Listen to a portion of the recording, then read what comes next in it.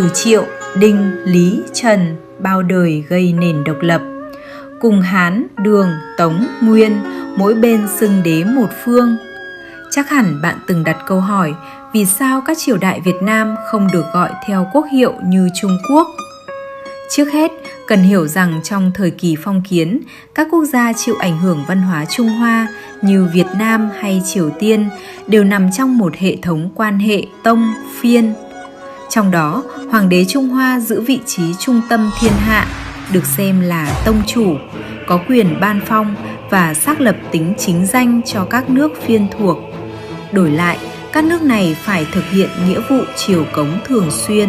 Tuy nhiên, các triều đại Việt Nam đã vận dụng rất linh hoạt một chính sách được gọi là ngoại vương nội đế. Đối với Trung Hoa thì xưng vương để giữ hòa hiếu và khẳng định vị thế độc lập. Nhưng đối với trong nước và trong quan hệ với các quốc gia nhỏ hơn như Champa hay Chân Lạp thì xưng hoàng đế và tiếp nhận triều cống, trở thành nước tông chủ với các quốc gia nhỏ hơn. Trên lý thuyết, thiên hạ chỉ có thể có duy nhất một hoàng đế. Việc tồn tại song song hai thiên tử là một điều khó có thể chấp nhận. Dù triều đình Trung Hoa nhiều khi hiểu rõ thực tế này nhưng vẫn phải lực bất tòng tâm, bởi vì nhiều lần đưa quân đi chinh phục Việt Nam với cái cớ thực hiện nghĩa vụ của nước tông chủ đều thất bại nặng nề. Chẳng hạn như việc nhà Minh tấn công Đại Ngu với danh nghĩa giúp đỡ nhà Trần, bị Hồ Quý Ly soán ngôi. Thực tế là chính con cháu họ Trần cũng đã phản kháng dữ dội với nhà Minh, trước khi quân Minh bị Lê Lợi đánh lui hoàn toàn. Chính vì chính sách này mà Việt Nam có sự khác biệt căn bản với Triều Tiên. Các quân chủ Triều Tiên chỉ xưng quốc vương, không được đặt niên hiệu riêng mà phải dùng niên hiệu của Hoàng đế Trung Hoa. Ngược lại, các triều đại Việt Nam xây dựng một hệ thống nghi lễ và biểu tượng đế quyền gần như hoàn chỉnh. Các vị vua đều có miếu hiệu, thị hiệu và niên hiệu riêng, thể hiện đầy đủ tính chất của một đế quốc độc lập.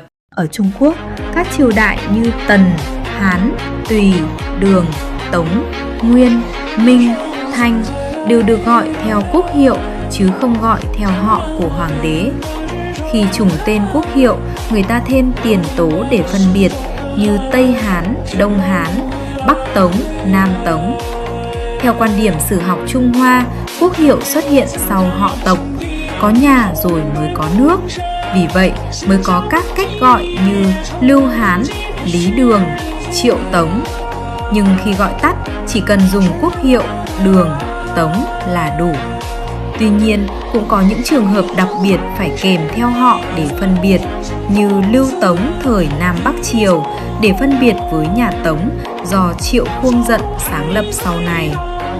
Đặc biệt hơn, Triều Trần do Trần Bá Tiên sáng lập là trường hợp hiếm hoi trong lịch sử Trung Quốc mà triều đại được gọi trực tiếp theo họ của vua. Việt Nam chịu ảnh hưởng sâu sắc từ Trung Hoa nên về lý thuyết cũng có thể gọi triều đại theo quốc hiệu. Nhưng trên thực tế, điều này lại không thuận tiện. Xét các triều đại lớn của Việt Nam, từ triều Đinh đặt quốc hiệu chính thức là Đại Cổ Việt, đến triều Lý đổi thành Đại Việt, và các triều Trần, Lê sau đó phần lớn vẫn dùng quốc hiệu này. Hồ Quý Ly từng đổi quốc hiệu thành Đại Ngu trong một thời gian ngắn. Nhưng đến thời Hậu Lê, Lê Lợi lại khôi phục quốc hiệu Đại Việt, và quốc hiệu này tiếp tục được sử dụng cho đến đầu triều Nguyễn. Đầu thế kỷ 19, Nguyễn Ánh thống nhất đất nước, ban đầu định đặt quốc hiệu là Nam Việt, nhưng do nhà Thanh không chấp thuận nên phải đổi thành Việt Nam. Từ đó có thể thấy quốc hiệu chính thức của Việt Nam thay đổi không nhiều như Trung Quốc. Chính vì quốc hiệu ít thay đổi, cho nên nếu dùng quốc hiệu để gọi tên triều đại sẽ rất khó phân biệt. Do đó, tách gọi theo họ hoàng tộc trở thành lựa chọn hợp lý nhất như triều Lý, triều Trần, triều Nguyễn. Khi trùng họ, người ta thêm các yếu tố tiền và hậu để phân biệt như tiền Lê và hậu Lê. Nếu áp dụng tách gọi theo quốc hiệu giống Trung Quốc, có lẽ lịch sử Việt Nam sẽ xuất hiện những tên gọi như Đinh Cổ Việt, Lý Việt, Hồ Ngu. Và bởi vì triều Cổ Việt của Lê Hoàn đặt quốc hiệu khác với triều Việt của Lê Lợi, nên không cần phân biệt tiền Lê và hậu Lê nữa. Những cách gọi này thật sự vừa dài dòng, vừa không cần thiết.